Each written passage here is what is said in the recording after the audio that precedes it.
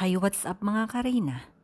Tila bang labanan ng Pilipinas at China ang nangyayari ngayon sa social media. Mayroong mga supporters na talaga namang pure ang kanilang pagmamahal kay Rina.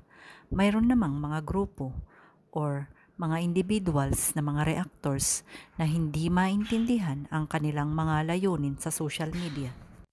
May mga kabilang daw sa kapera o karipa ng mga grupo na talaga namang kung umasta ay parang sa kanila na ang social media at wala ng karapatan ang ibang vloggers kumpara sa kanila.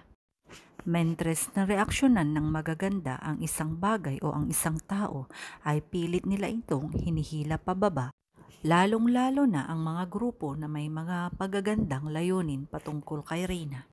Ginagawan nila ito ng mga iba't ibang kwento upang sa ganon ay baliktarin ang mga nangyayari o mga kaganapan para mapabuti ang buhay ni Reyna.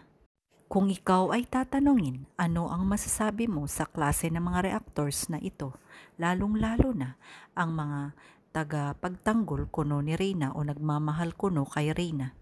Naway makapag-iwan kayo ng inyong mga komento at sana ay nakapag-subscribe na rin kayo sa aking munting channel.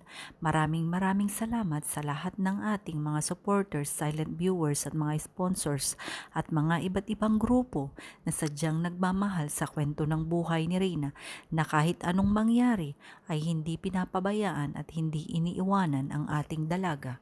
Dahil sa pagkakaisa ng ating mga nagmamahal kay Reyna, dumadami na ang reactors na talaga namang panig kung saan ay may magandang layunin para sa dalaga.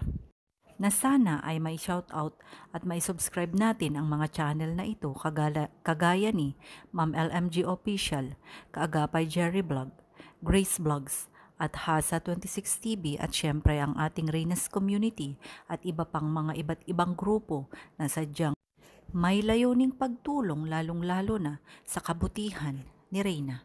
Sana ang mga grupo na ito at mga individuals na ito ay tuloy-tuloy ang ating mga layunin upang sa ganon ay wag nating hayaan na manaig ang kasamaan kaysa sa kapayapaan. Naway magkaisa ang lahat in the end. At ang mga ibang reactors ay sana maliwanagan ang kanilang pag-iisip sa paggawa ng kanyang o kanilang nire-reaksyonan.